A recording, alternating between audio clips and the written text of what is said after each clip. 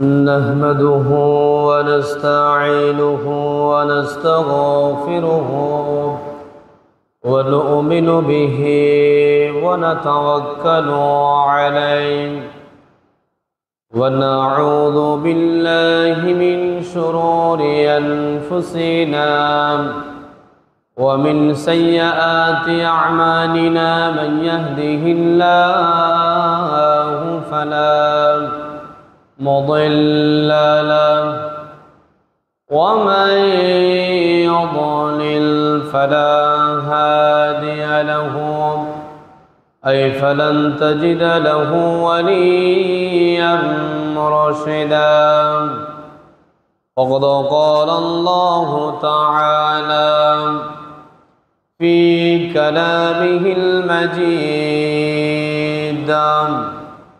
وفي فرقانه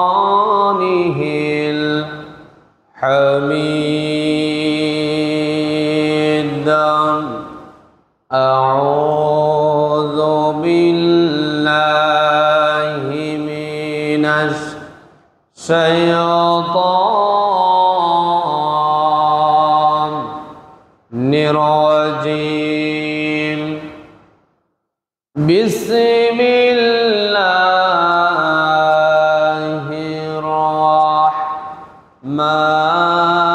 الرحمن الرحيم إن الله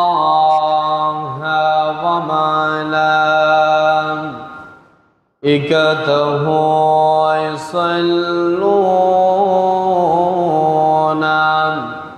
على النبي يا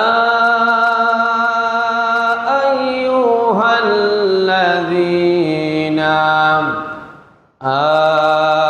آمنوا صلوا عليه وسلموا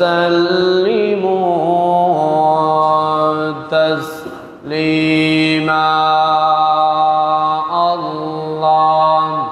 اللهم صل على سيدنا مولانا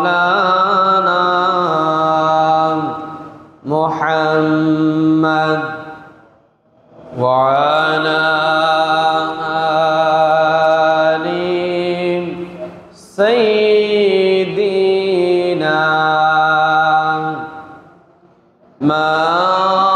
مولانا محمد তোমারি জন্য মন কাঁদে আকি কাঁদে ভুবন কাঁদে শুধু বেদনা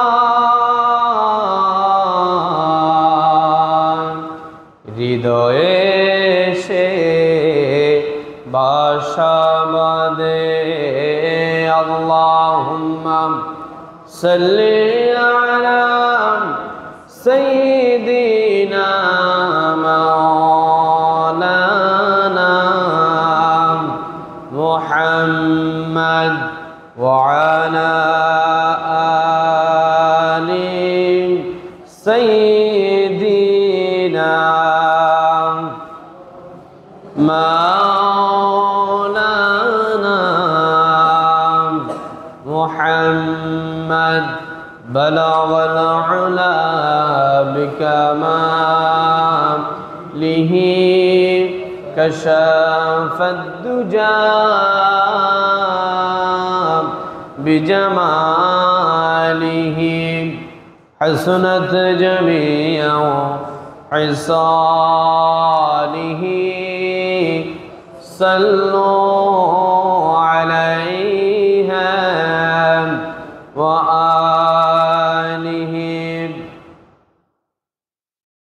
तौहीद की अमानत सीनों में है हमारा आसानी ही मिटाना नामो निशान शान हमारा बलगल औला बिकमालिही कशाफत दुजा बिजमालिही हसनत जमीअ हिसालिही सल्लु अलैहि व आलिही। আলহামদুলিল্লাহ সুম্মা আলহামদুলিল্লাহ।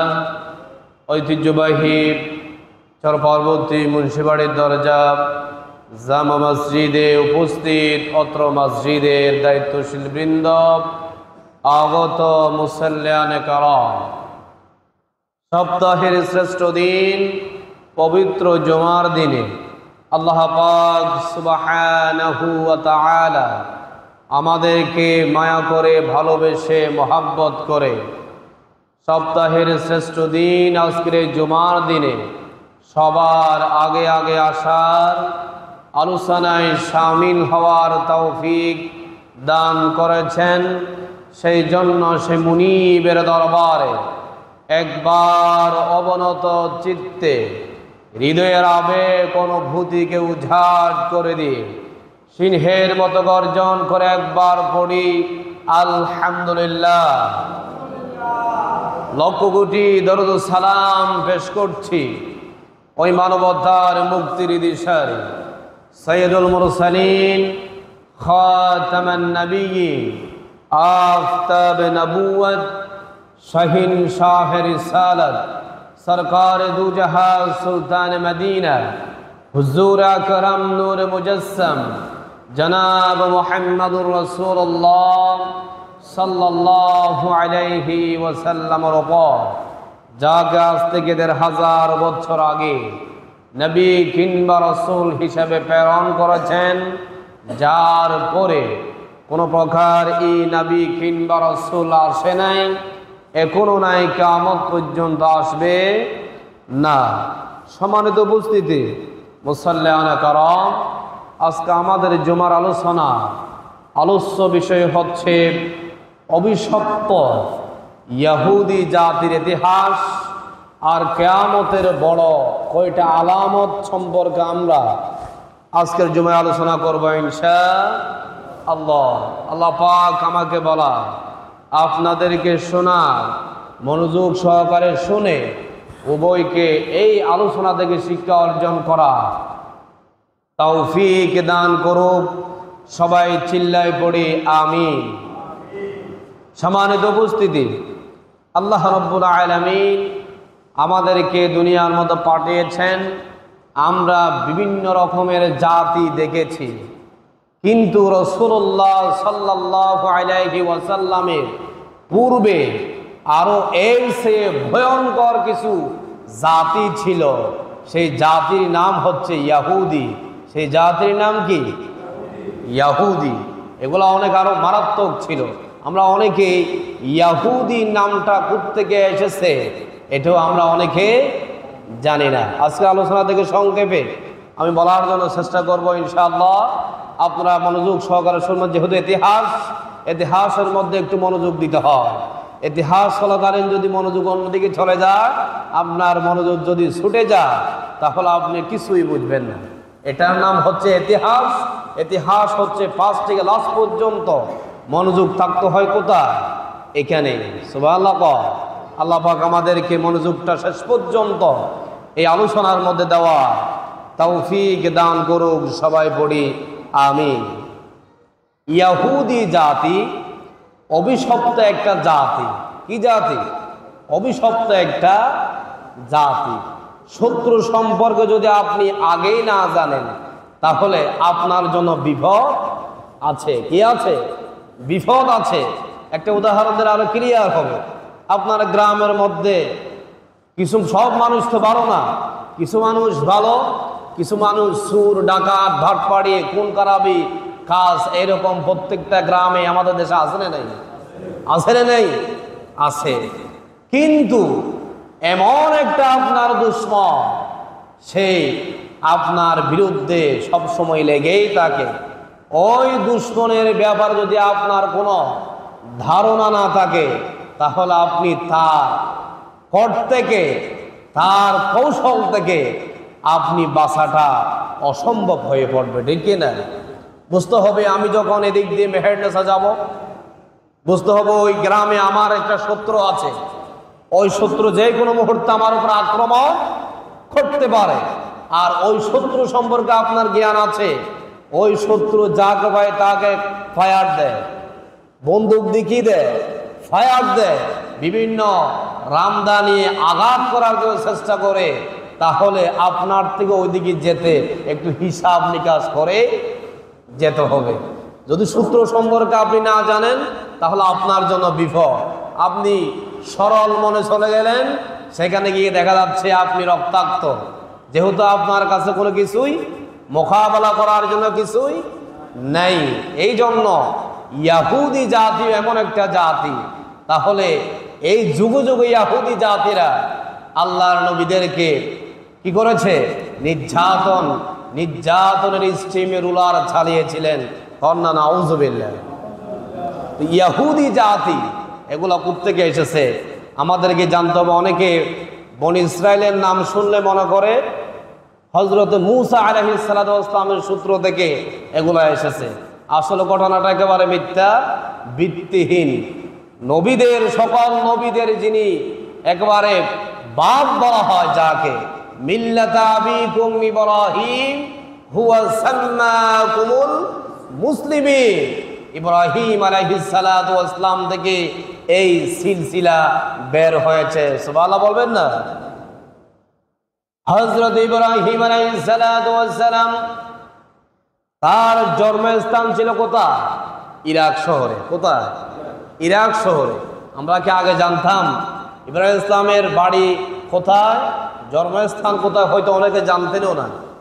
আজকে মনে রাখবেন, ইব্রাহিম আলাইহিস সালাতু ওয়াস সালামের জন্মস্থান হচ্ছে কোথায়? ইরাক শহর। হযরত ইব্রাহিম আলাইহিস সালাতু ওয়াস সালাম যখন আল্লাহর উপর ঈমান এনেছে, একত্ববাদের যখন স্বীকৃতি দেওয়া শুরু করে দিলাম, তখন সাথে সাথে তার পরিবার থেকে শুরু করে, সমাজ থেকে শুরু করে রাষ্ট্রীয় পর্যন্ত তার উপরে একেবারে জুলুম করা শুরু করে দিয়েছে। নাউজুবিল্লাহ বলেন। কাফের মুশরিকরা ইব্রাহিম আলাইহিস সালাতু ওয়াস সালাম তার পরিবারের মধ্যে তো যারা ছিল, মা বাবা, তারাও তো ছিল কাফের। তারাও কি ছিল? কাফের ছিল। তিনি যখন এক আল্লাহকে বিশ্বাস করেছে, আল্লাহর দাওয়াত যখন জমিনের মধ্যে দেওয়া শুরু করে দিয়েছে, তার উপরে সবাই নির্যাতন, স্টিম রুলার চালানো শুরু করে দিয়েছে। হযরত ইব্রাহিম আলাইহিস সালাতু ওয়াস সালাম তাদের নির্যাতন সহ্য করতে না পেরে তিনি ফিলিস্তিনে চলে এসেছিলেন। সুবহানাল্লাহ। ইব্রাহিম আলাইহিস সালাম কোথায় চলে এসেছে?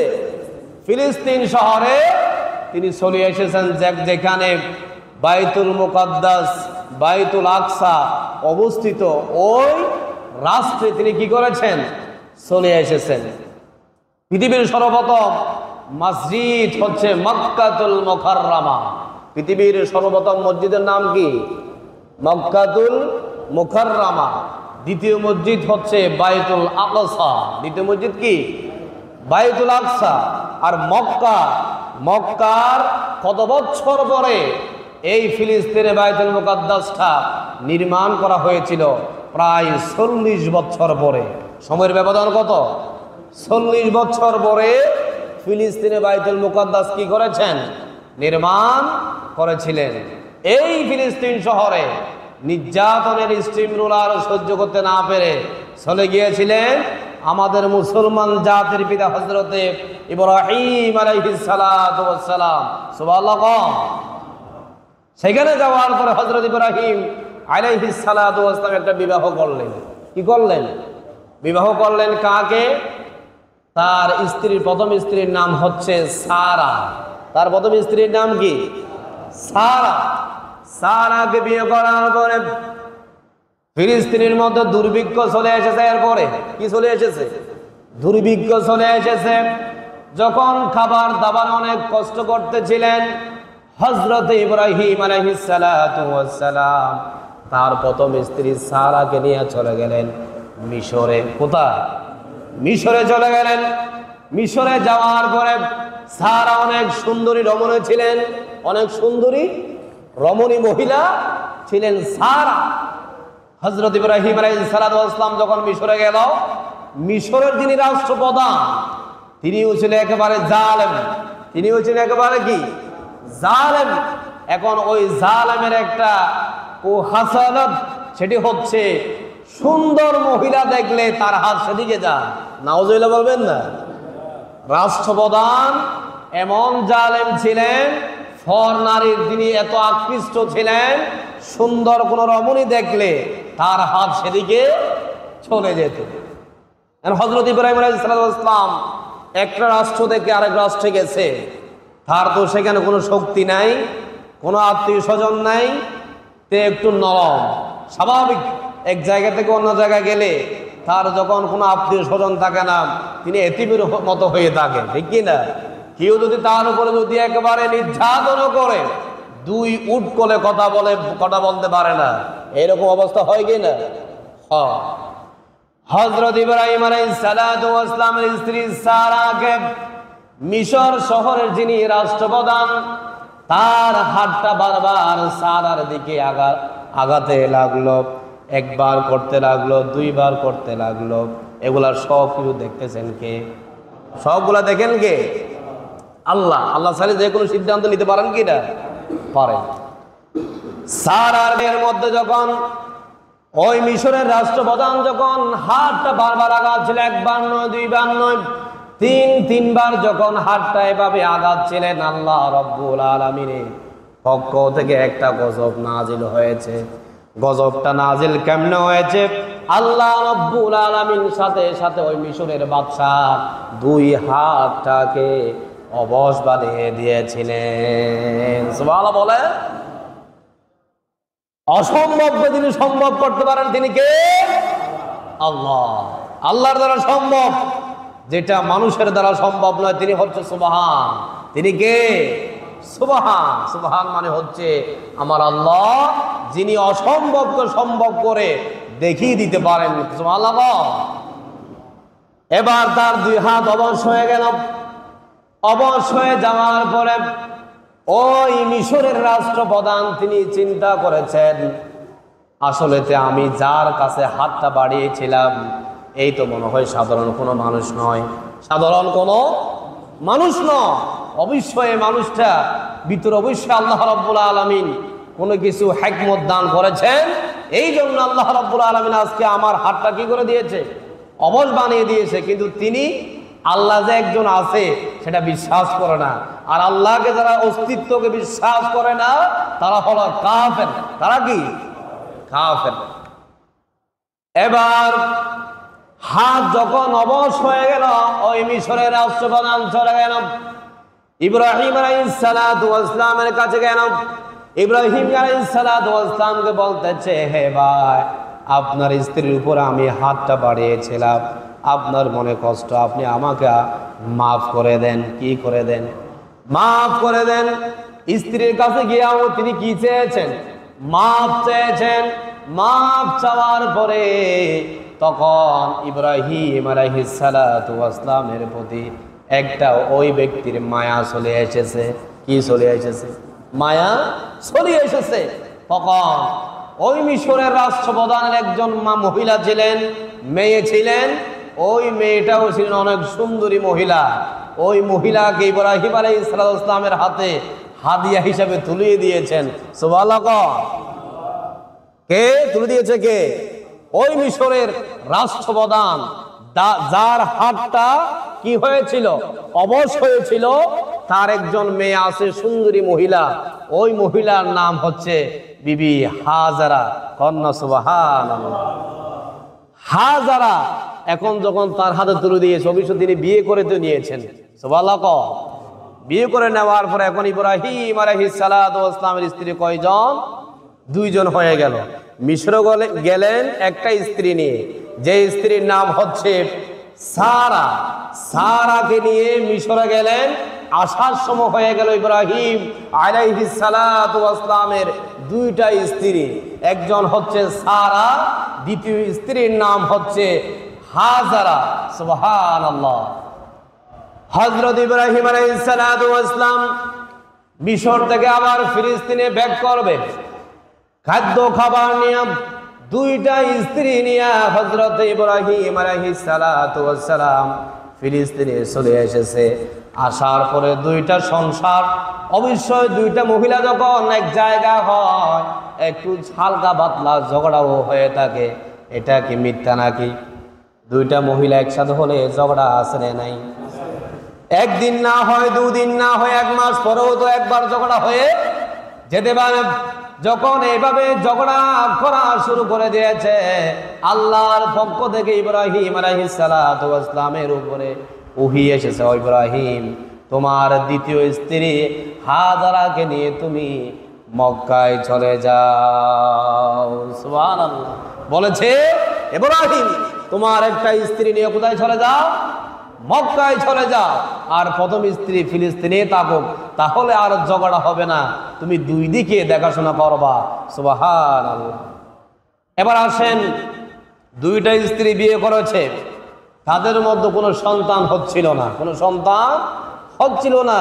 হযরত ইব্রাহিম আলাইহিস সালাতু ওয়াস সালাম শুধুমাত্র আল্লাহর কাছে দোয়া করতেন, রব্বি হাবলি মিনাস সালিহিন, ওগো আল্লাহ, আপনি আমাকে একটা নেক সন্তান দান করেন। দোয়া করতে করতে ইব্রাহিম আলাইহিস সালামের বয়স 85 পেরে 86 বছরে পদার্পণ করেছে। এই সময় আল্লাহ রাব্বুল আলামিন তাকে একটা সুসংবাদ দিয়েছেন, ইব্রাহিম আলাইহিস সালামের দ্বিতীয় স্ত্রী হযরতে হাজারার গর্ভে একজন সন্তান এসেছে। কন্যা। সুবহানাল্লাহ। ওই সন্তানের নাম কি? ইসমাঈল। ওই সন্তানের নাম কি? ইসমাঈল। ঘটনাটা দেখেন, কোত্থেকে এই ইয়াহুদি সৃষ্টি হয়েছে এটা বলার জন্য আমার থেকে প্রথম থেকে ঘটনা শুরু করতে হয়েছে। মাঝখান থেকে বললে বুঝবেন না, এই জন্য আমি প্রথম থেকে বলতেছি। হযরত ইব্রাহিম আলাইহিস সালামের দ্বিতীয় স্ত্রী থেকে একটা সন্তান হয়েছে, সেই সন্তানের নাম কি? ইসমাঈল আলাইহিস সালাতু ওয়াস সালাম। তিনিও কিন্তু নবী ছিলেন। কি ছিলেন? নবী ছিলেন। হযরত ইসমাঈল আলাইহিস সালাতু ওয়াস সালাম গর্ভে আসলেন। এর 13 বছর পরে হযরত ইব্রাহিম আলাইহিস সালাতু ওয়াস সালামের প্রথম স্ত্রী সারার গর্ভে একটা সন্তান এসেছে। সারার গর্ভেও সন্তান এসেছে কয় বছর পর? 13 বছর পর। দ্বিতীয় স্ত্রীর সন্তান হওয়ার পরে ইসমাঈল আলাইহিস সালাতু ওয়াস সালাম দুনিয়ায় আসার পরে 13 বছর পর সারার গর্ভে একজন সন্তান এসেছে। ওই সন্তানের নাম হচ্ছে হযরতে ইসহাক রাদিয়াল্লাহু তাআলা আনহু। কন্যা। সুবহানাল্লাহ। তাহলে ইব্রাহিমের সংসার কয়টা? দুইটা। সংসার কয়টা? প্রথম স্ত্রীর নাম কি বললাম? সারা। দ্বিতীয় স্ত্রীর নাম কি বললাম? হাজারা। প্রথম স্ত্রীর গর্ভে যিনি সন্তান ছিলেন তার নাম কি রেখেছিলেন? ইসহাক। দ্বিতীয় স্ত্রী যিনি হাজরার গর্ভে সন্তান এসেছেন তার নাম রেখেছিলেন কি? ইসমাঈল। তাহলে সংসার কয়টা? দুইটা হয়ে গেল। দুইটা হয়ে যাওয়ার পরে এবার ইসহাকের পিতার নাম হচ্ছে ইসহাকের গর্ভে আরেকজন সন্তান এসেছে। ইসহাকের পিতা তো ইব্রাহিম। ইসহাকের গর্ভে যিনি সন্তান এসেছেন তার নাম হচ্ছে ইয়াকুব আলাইহিস সালাতু ওয়াস সালাম। ইসহাকের গর্ভে সন্তান যিনি এসেছে তার নাম কি? ইয়াকুব। ইয়াকুব আলাইহিস সালাতু ওয়াস সালামের আরেকটা নাম ছিলেন, এটা হচ্ছে ইসরাইল। এটার নাম কি? ইয়াকুব এর আরেকটা নাম ছিল, সেটার নাম হচ্ছে ইসরাইল। ইয়াকুব আলাইহিস সালাতু ওয়াস সালামের আবারও সংসার দুইটা। কয়টা? দুই সংসার। এক সংসারে দুইজন জন্মগ্রহণ করেছে। একজন হচ্ছে হযরত ইউসুফ আলাইহিস সালাতু ওয়াস সালাম, আরেকজন হচ্ছে বিনিয়ামিন। আরেকজন কি? বিনিয়ামিন। আর দ্বিতীয় সংসারে 10 জন সন্তান ছিলেন। কার? ইয়াকুব আলাইহিস সালাতু ওয়াস সালামের। সেই গর্ভে 10 জন সন্তান যে এসেছেন সেই 10 জনের মধ্যে একজনের নাম ছিলেন ইয়াহুদা। একজনের নাম কি ছিলেন? ইয়াহুদা। ওই ইয়াহুদা থেকে হয়ে গিয়েছে ইহুদি। ওই সন্তানের গর্ভ থেকে যেগুলা দুনিয়ার জমিনে এসেছে সবগুলা হচ্ছে ইহুদি জাতিতে পরিণত হয়ে গিয়েছে। কন্যা নাউযু বিল্লাহ। হযরত ইয়াকুব আলাইহিস সালাতু ওয়াস সালামের দ্বিতীয় সংসারে 10 জন সন্তান ছিলেন। একজন সন্তানের নাম ছিল ইয়াহুদা। ইয়াহুদা থেকে হয়ে গেল ইহুদি জাতি। তারা কথা দিয়ে কথা রাখতেন না। সকালে এক কথা বললে বিকালে সেটা আবার আর কথা বলতেন। কি করতেন? আর কথা বলতেন। সকালে সিদ্ধান্ত হয়েছে একটা, বিকালে গিয়ে বলতো এগুলো আমরা মানি না, নতুন সিদ্ধান্ত গ্রহণ করো। এটা হচ্ছে তাদের স্বভাব। কাদের? ইহুদিদের স্বভাব। তারা আল্লাহর আইন কানুন মানতে কোনোদিন চিন্তাও করতেন না। নাউজুবিল্লাহ বলে। হযরত দাউদ আলাইহিস সালামের যুগে দাউদ আলাইহিস সালামের উপরে একটা কিতাব আল্লাহ রাব্বুল আলামিন নাজিল করেছিলেন। বড় বড় 4টা কিতাবের মধ্যে একটা কিতাবের নাম হচ্ছে জাবুর। একটা কিতাবের নাম কি? জাবুর কিতাব। এই কিতাবটা নাজিল করেছিলেন হযরতে দাউদ আলাইহিস সালামের উপরে। আর দাউদ নবীর কণ্ঠ অসাধারণ কণ্ঠ। দুনিয়ার মধ্যে মুহাম্মদ সাল্লাল্লাহু আলাইহি ওয়াসাল্লামের কণ্ঠ ছিলেন সর্বশ্রেষ্ঠ কণ্ঠ, যিনি দ্বিতীয় স্থান অধিকার করেছে কণ্ঠ নিয়ে। তিনি হচ্ছেন হযরতে দাউদ আলাইহিস সালাতু ওয়াসসালাম। তিনি যখন জাবুর কিতাব তেলাওয়াত করতেন, আকাশের পশু পাখিরা, পুকুরের মাছ, সাগরের মাছগুলা সহ তেলাওয়াত শোনার জন্য সাগরের পাড়ে চলে আসতেন। সুবহানাল্লাহ। দাউদ নবী যখন সাগরের পাড়ে এই জাবুর কিতাব যখন তেলাওয়াত করতেন, এই তেলাওয়াত শোনার জন্য সাগরের মাছ আর পশু পাখি সহ সেই তেলাওয়াত শোনার জন্য সাগরে চলে আসতেন। এবার ইহুদিরা কি করলো? তাদের একটা বড় দিন ছিল। আমাদের মুসলমানদের সপ্তাহের মধ্যে যেটা ইবাদত হিসাবে আমরা বড়দিন হিসাবে নিয়েছি সেটি হচ্ছে জুমাবার। কিবা আল্লাহ রাব্বুল আলামিন ইহুদির জন্য একটা বড়দিন হিসাবে দিয়েছিলেন, সেটা হচ্ছে শনিবার। কিবা শনিবার। আর শনিবারে আল্লাহ রাব্বুল আলামিন হুকুম করেছেন সাগর থেকে কোনো ধরনের মাছ ধরা যাবে না। একথা বলেছেন কে? আল্লাহ। শনিবারে কোনোদিন কি ধরা যাবে না? মাছ ধরা যাবে না। এবং ইহুদি জাতিরা তো আল্লাহর বিপরীত সবসময় সিদ্ধান্ত নেয়। ইহুদি জাতিরা কি করলো? কৌশল অবলম্বন করলো। কৌশল অবলম্বন করেছে। আল্লাহ বলেছে শনিবারে মাছ না ধরার জন্য, তাহলে আমরা শনিবারে মাছগুলা আটকাইয়া রাখবো। নাউজুবিল্লাহ বলো। আল্লাহকে এগুলা বুঝে না? বুঝে না? বুঝে। এখন অন্যান্য দিনে এভাবে মাছ দেখা যায় না, কিন্তু শনিবারে যেভাবে মাছের আনাগোনা দেখা যায় অন্যান্য দিনে দেখা যায় না। তখন কাফেরেরা, ইহুদিরা সিদ্ধান্ত গ্রহণ করেছে আমরা মাছগুলা শনিবার দিন আবদ্ধ করে রাখবো, রবিবারে আমরা মাছগুলা ধরবো। এটা কাদের কৌশল? ইহুদিদের কৌশল। একথা কোরআনে কারীমের মধ্যে আছে, ফিস সাবিতি। সাবিতিন মানে শনিবার। শনিবারে মাছ ধরার জন্য আল্লাহ পাক কি করেছিলেন?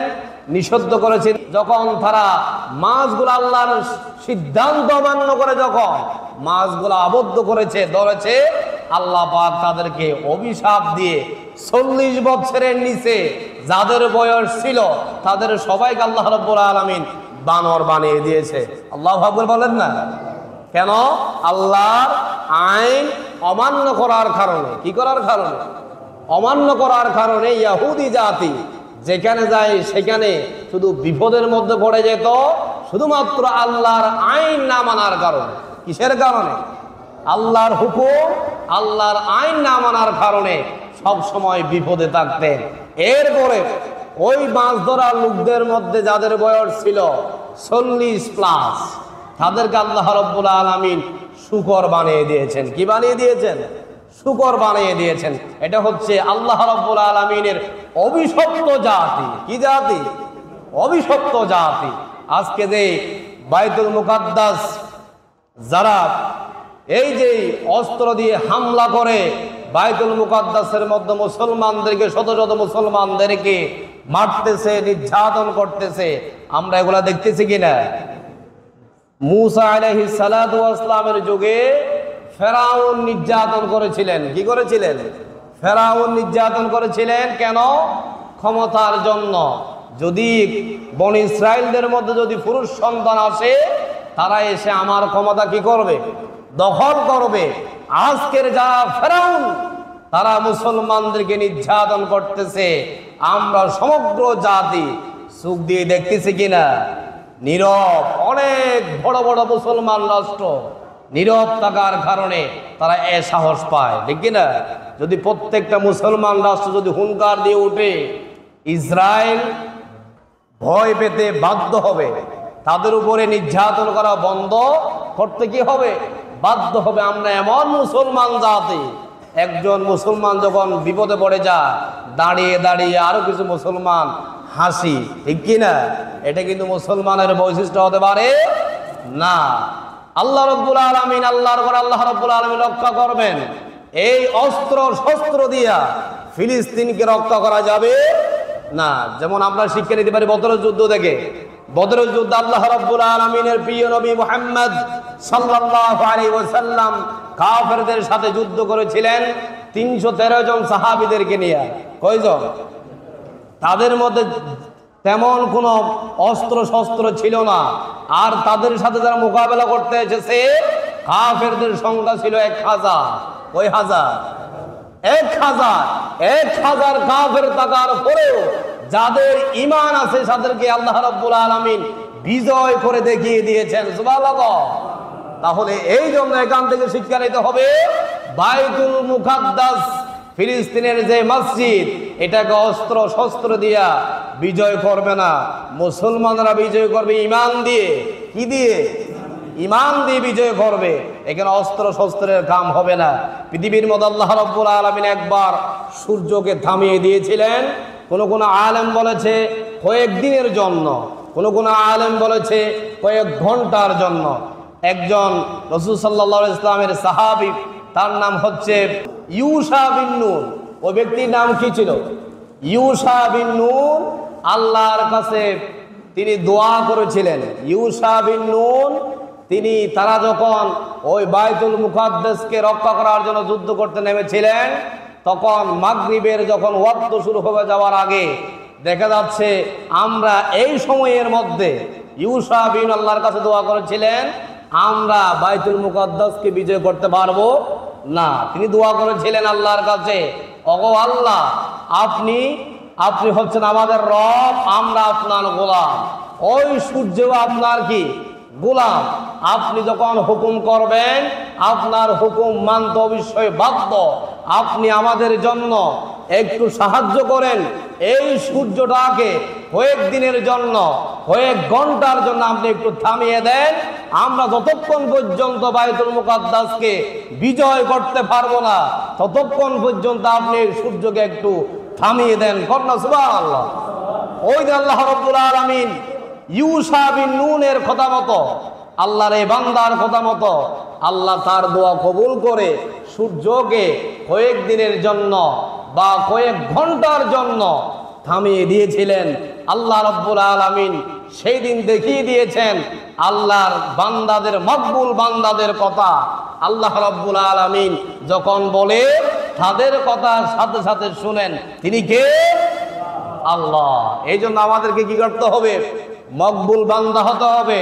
শুধু নামাজ পড়লাম, দোয়া পড়লাম, যদি বাহিরে গিয়ে যদি অপকর্মের মধ্যে জড়িত থাকি, যতই কান্নাকাটি করেন, আপনার দোয়া আল্লাহর দরবারে কি হবে না? কবুল হবে না। এই জন্য আমাদেরকে আল্লাহর খাঁটি মুমিন বান্দা হতে হবে। কি হতে হবে? বান্দা হতে হবে। এই জন্য আমাদেরকে দোয়া করতে হবে ফিলিস্তিনবাসীর জন্য, যেন তাদেরকে আল্লাহ রাব্বুল আলামিন ওই ইসরায়েলের জালেম থেকে যেন কি করে মুক্তি দেয়, সেই দোয়া আমরা করব। আর ফিলিস্তিনের যে মসজিদ বাইতুল মুকাদ্দাস, এটা গুরুত্বপূর্ণ কেন? 10টা ফজিলত আছে। কয়টা? 10টা ফজিলত। হয়তো অনেকে জানেন, হয়তো অনেকে জানেন না। আজকের আলোচনা থেকে শিখে নেবেন বাইতুল আকসা কেন এত ফজিলতপূর্ণ। 1 নাম্বার, মসজিদে আকসা মুসলমানদের প্রথম কিবলা। প্রথম কি কিবলা? আমাদের প্রথম কিবলা ছিল কোথায়? বাইতুল মুকাদ্দাসের দিকে। এই আলোচনা আমি মেরাজের আলোচনার সময় করেছিলাম। কেন হয়েছে? আল্লাহর নবী সেখানে নামাজ পড়েছিলেন। সেই আল্লাহর নবী থেকে কেমন জানি মনে হলো, ওগো আল্লাহ, আপনি যদি আমাদের কিবলাটা যদি মসজিদে হারামের দিকে করে দিতেন তাহলে কতই না ভালো হতো। সাথে সাথে আল্লাহ রাব্বুল আলামিন মুহাম্মদ সাল্লাল্লাহু আলাইহি ওয়াসাল্লামের দোয়া কবুল করে ওই নামাজেই কিবলা পরিবর্তন করে দিয়েছেন। সুবহানাল্লাহ। 2 নাম্বার, বাইতুল মুকাদ্দাস এত গুরুত্বপূর্ণ কেন? মসজিদুল আকসা পৃথিবীর দ্বিতীয় মসজিদ। কত নাম্বার মসজিদ? প্রথম মসজিদের নাম কি? মক্কাতুল মুকাররমা। দ্বিতীয় মসজিদের নাম কি? মসজিদুল আকসা। 3 নাম্বার, মসজিদে আকসার আশেপাশে আল্লাহ রাব্বুল আলামিন বরকত দিয়ে ভরপুর করে দিয়েছেন। সুবহানাল্লাহ। মসজিদের আকসার আশেপাশে আল্লাহ রাব্বুল আলামিন বরকত দিয়ে ঢেলে দিয়েছেন। এটা কোরআনের মধ্যে সূরা বনী ইসরাঈলের মধ্যে আছে, বারাকনা হাওলাহু লিনুরিয়াহু। আল্লাহ রাব্বুল আলামিন বলছে, আমি বাইতুল মুকাদ্দাসের আশেপাশে বরকত দিয়ে আমি ভরপুর করে দিয়েছি। সুবহানাল্লাহ। এই জন্য এত ফজিলতপূর্ণ মসজিদ। 4 নাম্বার, মসজিদুল আকসা থেকে নবীজির মেরাজ শুরু হয়েছিল। মসজিদুল আকসা থেকে কি হয়েছিল? মেরাজ শুরু হয়েছিল। এখন আমরা অতীতের আলোচনায় বলেছি। 5 নাম্বার, মসজিদুল আকসা আশেপাশে অনেক নবীদের কবর আছে। কি আছে? অনেক নবীদের কবর। কোথায়? ফিলিস্তিনে। কোথায়? ফিলিস্তিনে। এগুলো আমরা অনেকে জানি না। ফিলিস্তিন এত বরকতপূর্ণ, সেখানে বেশি বেশি নবীদের কবর। কাদের কবর? নবীদের কবর। 6 নাম্বার, এত ফজিলতপূর্ণ হওয়ার কারণ হচ্ছে কিয়ামতের আগে এই মসজিদুল আকসা জয় করা হবে। এটা কিয়ামতের ছোট আলামতের মধ্যে আছে। মসজিদুল আকসা একবার বিজয় অর্জন করেছিলেন, এখন আবারও কাফেররা সেটা দখল করার জন্য চেষ্টা চালিয়ে যাচ্ছে। শেষ পর্যন্ত তারা এটাকে দখল করতে পারবে না। শেষ পর্যন্ত এটা মুসলমানরা বিজয় করবে। সুবহানাল্লাহ। এরপরে 7 নাম্বার, মসজিদুল আকসার মধ্যে নামাজ পড়ার জন্য সফর করা যায়। পৃথিবীর কোন মসজিদে আপনি সফর করতে পারবেন না 3টা মসজিদ ছাড়া। কয়টা মসজিদ? 3টা মসজিদ সফর করা যাবে ইবাদতের নিয়তে। একটা হচ্ছে মক্কাতুল মুকাররমা, 2 নাম্বার হচ্ছে মসজিদুল আকসা, 3 নাম্বার হচ্ছে মসজিদ নববী। 3 নাম্বার কি? মসজিদ নববী। 3টা মসজিদের উদ্দেশ্যে আপনি ইবাদতের নিয়তে ভ্রমণ করতে পারবেন, যেতে পারবেন। পৃথিবীর অন্য কোনো মসজিদে আপনি নিয়ত করে যেতে পারবেন না। আপনি যেখানে সময় সেখানে নামাজ আদায় করে নিতে হবে। আপনি আজকে এখানে নামাজ পড়লেন না, আজকে নিয়ত করেছেন এই মসজিদে আমি যাব না, আজকে চৌধুরী হাট নামাজ পড়বো, আপনি একটা নিয়ত করে গিয়েছেন। ওই নামাজের মধ্যে সমস্যা হওয়ার সম্ভাবনা আছে, যেহেতু আপনি নির্দিষ্ট একটা কি করেছেন? নিয়ত করেছেন। আর যদি আপনি চৌধুরী হাট কোনো বাজারের জন্য, কোনো কেনাকাটা করার জন্য যান, নামাজের ওয়াক্ত শুরু হয়ে গিয়েছে, সেখানে নামাজ আদায় করে নিয়েছে, কোনো সমস্যা হবে না। এই জন্য নিয়ত করে এই 3টা মসজিদ ছাড়া পৃথিবীর অন্য কোনো মসজিদে ভ্রমণ করা, নামাজ পড়ার জন্য ইবাদতের নিয়তে যাওয়া যাবে না। এই মসজিদের যে সম্মান, যে মর্যাদা, আরেকটা মসজিদের একই সম্মান, একই মর্যাদা, ঠিক কি না? এই জন্য 3টা মসজিদ ছাড়া অন্য মসজিদে সফর করা যাবে না। 8 নাম্বার, বাইতুল আকসা এত গুরুত্বপূর্ণ হওয়ার কারণ হচ্ছে এই মসজিদে 1 রাকাত নামাজ পড়লে আল্লাহ রাব্বুল আলামিন 500 রাকাত নামাজের সওয়াব দান করেন। সুবহানাল্লাহ।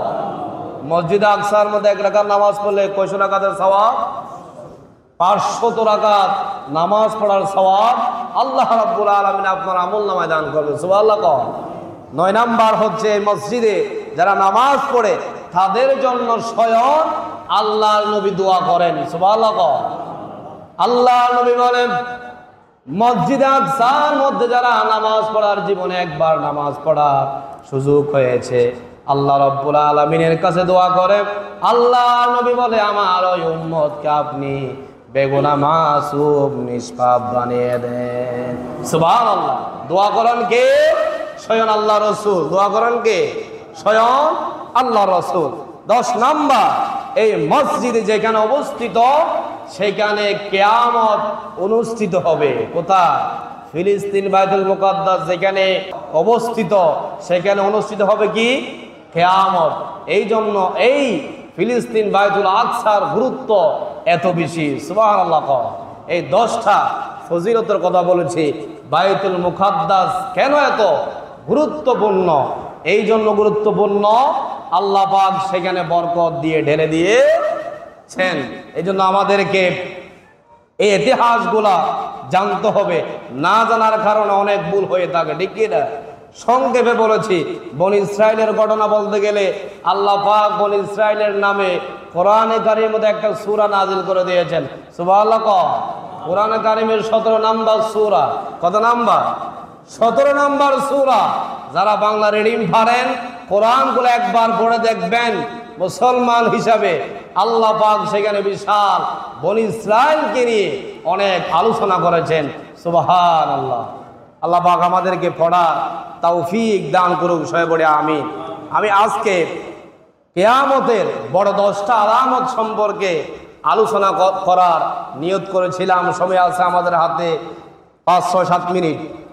তারপরে দেখি দ্রুত বলা যায় কিনা, যেহেতু আমাদের দেশের মধ্যে আমরা যে ফিতনার মধ্যে দেখতেছি এগুলা আমাদের লাগতেছে কিয়ামতের আলামত। অনেক কিয়ামতের আলামত প্রকাশ পেয়ে গিয়েছে। কি পেয়ে গিয়েছে?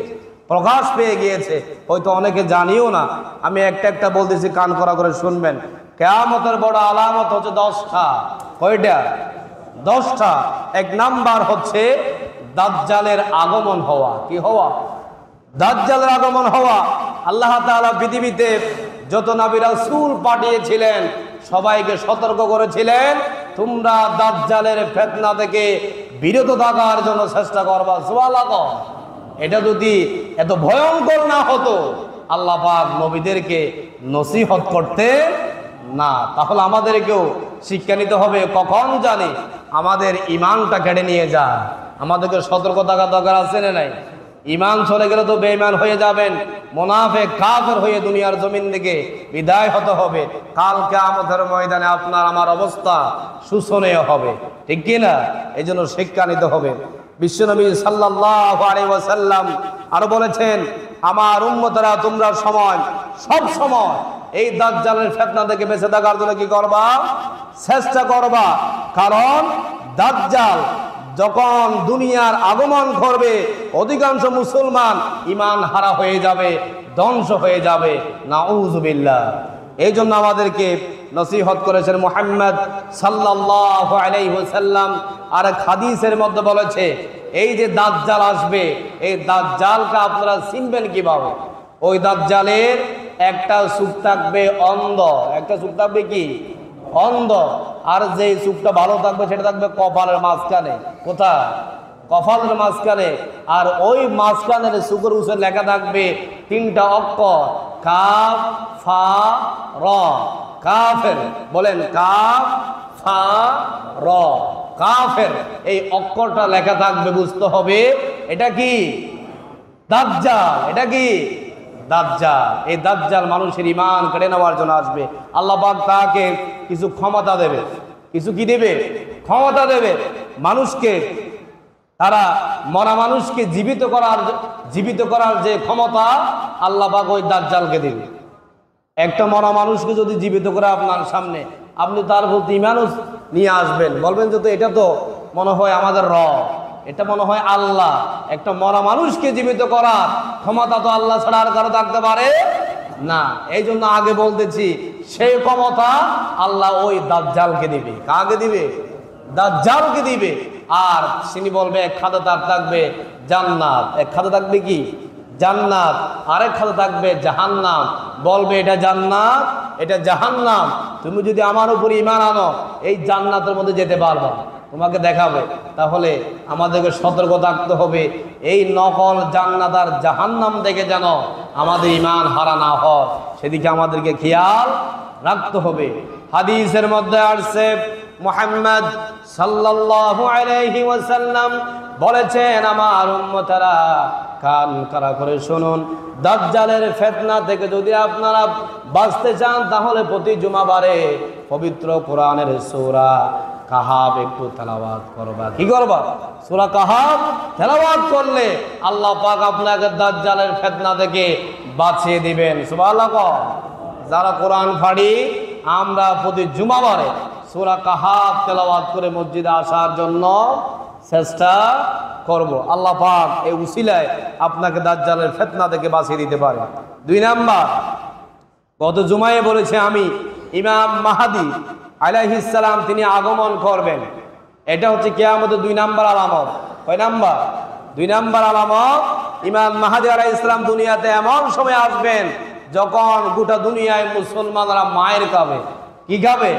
কাফেরদের হাতে জুলুম করবে কাফেরেরা মুসলমানদেরকে। এই সময়ে আল্লাহ পাক ইমাম মাহদীকে পাঠিয়ে দিবেন। সুবহানাল্লাহ। ইমাম মাহদীকে পাঠায়া সমস্ত এই যে ক্ষমতা রাষ্ট্রপ্রধান বানিয়ে দিবে কাকে? ইমাম মাহদীকে। ইমাম মাহদী এটা শাসন করবেন, সবাইকে নিয়ে কাফেরদের বিরুদ্ধে যুদ্ধ করে তারা মুসলমানরা বিজয় অর্জন করবে। সুবহানাল্লাহ। এরপরে 3 নাম্বার, ঈসা আলাইহিস সালাতু ওয়াস সালাম আসবে। ইমাম মাহদী পরে কে আসবে? ঈসা আলাইহিস সালাতু ওয়াস সালাম আসবে। হযরত ঈসা আলাইহিস সালাতু ওয়াস সালাম আসার পরে ওই দাজ্জালকে হত্যা করবে। কি করবে? দাজ্জালকে কি করবে? হত্যা করবে কে? ঈসা আলাইহিস সালাতু ওয়াস সালাম। এটাই হচ্ছে কিয়ামতের বড় আলামতের 3 নাম্বার আলামত। 4 নাম্বার আলামত হচ্ছে ইয়াজুজ আর মাজুজ। এই 2টি সম্প্রদায় বের হয়ে যাবে। কি হয়ে যাবে? বের হয়ে যাবে 2টা সম্প্রদায়। একটার নাম কি বললাম? ইয়াজুজ। আরেকটা সম্প্রদায়ের নাম কি? মাজুজ। 2টা সম্প্রদায় বের হয়ে যাবে। আল্লাহ রাব্বুল আলামিন বাদশা যুলকারনাইন প্রাচীর দিয়ে তাদেরকে বন্দী করে রাখবে। বাদশাকে যুলকারনাইন ও ইয়াজুজ আর মাজুজকে কি করে রাখবে? বন্দী করে রাখবে। বন্দী করে রাখবে। কিয়ামতের ঘটনার আগে ইয়াজুজ আর মাজুজকে আবার ছেড়ে দেবে। যেখান থেকে বন্দী রেখেছে সেখান থেকে ছেড়ে দেবে। ঈসা আলাইহিস সালাতু ওয়াস সালাম যখন আসবেন ওই 2টা জাতিকে আল্লাহ রাব্বুল আলামিন ধ্বংস করে দিবেন পোকামাকড় দ্বারা। কি দ্বারা? পোকামাকড় দ্বারা। ঈসা আলাইহিস সালামকে বলবে আল্লাহ, এই ঈসা পয়গম্বর তোমার উম্মতদেরকে নিয়ে তুমি পাহাড়ে চলে যাও, এই ইয়াজুজ আর মাজুজকে আমি পোকামাকড় দিয়ে ধ্বংস করে দিব। সুবহানাল্লাহ। এরপরে 5 নাম্বার কিয়ামতের বড় আলামতের 5 নাম্বার আলামত হচ্ছে কিয়ামতের আগে বড় বড় 3টা ভূমিকম্প হবে। কি হবে? 3টা ভূমিকম্প হবে। আমরা দেখেছি কিছুদিন আগে তো মায়ানমারে, আরেকটা কোথায়? থাইল্যান্ডে ভয়ঙ্কর ভূমিকম্প হয়েছে। বড় বড় বিল্ডিং ধসে গিয়েছে। অনেক মানুষ কি হয়েছে? প্রাণহানি হয়েছে। আল্লাহ পাক যদি এটা বাংলাদেশে দেয় আমরা কি বাঁচতে পারবো? আমরা কি বাঁচতে পারবো? কিয়ামতের আগে এমন ভূমিকম্প হবে আল্লাহ রাব্বুল আলামিন সব কিছু ধ্বংস করে দিবেন। কি করে দিবেন? ধ্বংস করে দিবেন। 6 নাম্বার, আকাশটা কি হয়ে যাবে? ধোঁয়া ধোঁয়া হয়ে যাবে, ধোঁয়াচ্ছন্ন হয়ে যাবে। এই ধোঁয়ার কারণে মুমিন ব্যক্তিরা তাদের সর্দি আর কাশি হয়ে যাবে। এই যখন ধোঁয়াগুলো আসবে যারা মুমিন ব্যক্তি তাদের সর্দি আর কাশি হয়ে যাবে। কি হয়ে যাবে? সর্দি আর কাশি হয়ে যাবে। আর বেঈমান যারা সেই ধোঁয়া দেখে তারা যন্ত্রণায় পড়ে যাবে। মুমিন ব্যক্তিরা একটু হালকা অসুস্থতা বোধ করবে। আর যারা কাফের মুশরিক তারা কি হয়ে যাবে? যন্ত্রণায় তারা কি হয়ে যাবে? ছটফট করবে। কি করবে? ছটফট করবে। এ কথা আল্লাহ রাব্বুল আলামিন সময় কম আয়াত তেলাওয়াত করতে পারতেছি না। সূরা কোরআন কারীমের 44 নম্বর সূরা দোকানের 11 থেকে 12 নম্বর আয়াতে এই কথা আল্লাহ রাব্বুল আলামিন আলোচনা করেছেন। 7 নম্বর কিয়ামতের বড় আলামতের 7 নম্বর আলামত হচ্ছে মানুষের অন্তর থেকে আল্লাহ পাক কোরআনটা উঠে আনিবে। কি নিবে? যারা কোরআন মুখস্থ করেছেন, কোরআন হাদিসের জ্ঞান অর্জন করেছেন, কিয়ামতের আগে সবগুলা কি করে নেবেন? আল্লাহ পাক উঠাইয়া নিবেন। এটা আর আপনি যদি শতবার চেষ্টা করলেও পড়তে পারবেন না, সেই জ্ঞান আপনার কাছে আর থাকবে না। 8 নাম্বার কিয়ামতের বড় আলামত, 8 নাম্বার আলামত হচ্ছে এখন সূর্য ওঠে কোন দিকে? এখন সূর্য ওঠে কোন দিকে? পূর্ব দিকে। কিয়ামতের আগে সূর্য উঠবে কোন দিকে? পশ্চিম দিকে। এটাও কিয়ামতের বড় একটা আলামত। 9 নাম্বার আলামত হচ্ছে বিস্ময়কর এক জানোয়ার জন্তু আল্লাহ রাব্বুল আলামিন বের করে দিবেন। ওই জন্তুকে আল্লাহ রাব্বুল আলামিন এমন ক্ষমতা দিবেন, মানুষের মতো কথা বলবে। কি করবে? মানুষের মতো কথা বলবে। ওই জন্তু কাফেরদের কপালে কাফের লিখে দিবে, আর মুমিনদের কপালে মুমিন লিখে দিবে। নাউজুবিল্লাহ বলেন। সেটাও আমাদেরকে খেয়াল রাখতে হবে। এমন জন্তু তার ক্ষমতা দিবে, আমাদের মতো কথা বলবে। এখন যে পশু পাখি জন্তু যেগুলো আছে, আমাদের মতো কি কথা বলতে পারে? পারে না। ওই দিন তারা কথা বলতে পারবে, আর সে কাফেরদের কপালে কাফের লিখে দিবে, মুমিনদের কপালে কি লিখে দিবে? মুমিন লিখে দিবে। এটা হচ্ছে কিয়ামতের কি আলামত। 10 নাম্বার ইয়েমেনের হাজরামাউত থেকে আগুন বের হবে। কিয়ামতের আগে ইয়েমেনের হাজরামাউত থেকে কি হবে? আগুন বের হবে। এই 10টা কিয়ামতের বড় আলামত। তাহলে এই আলামতগুলো আমরা যদি মুখস্থ না রাখি, আমরা ঈমান হারা হয়ে যেতে পারি। সম্ভাবনা আছে না নাই? আছে না নাই? আমি গত জুমায় বলেছি, এখন এমন সময় এসেছে একটা জ্বলন্ত আগুন হাতের মধ্যে রাখাটা সহজ হয়ে গিয়েছে, আর ঈমান রাখা কঠিন হয়ে গিয়েছে। ঠিক কি না? এই জন্য আমাদেরকে ঈমানটা যদি টিকিয়ে রাখতে না পারি, আপনি বেঈমান হয়ে মারা যাবেন, আপনার অবস্থা পরকালে তেমন ভালো হবে না। এই জন্য আল্লাহ পাক আমাদেরকে সবগুলা মনে রেখে যেন নিজের জীবনকে পরিচালনা করতে পারে, সেই দোয়া আল্লাহর কাছে করি। আল্লাহ পাক আমাদেরকে কবুল করুন। সবাই পড়ে আমিন। আগামী জুমায় আমরা আলোচনা করব হযরতে খিজির সম্পর্কে। এই আলোচনা অনেক আরো সুন্দর, কোরআনে কারীমের মধ্যে সুন্দর করে বর্ণনা করেছেন। খিজির আলাইহিস সালাতু ওয়াস সালামের নাম হয়তো অনেকে শুনেছেন।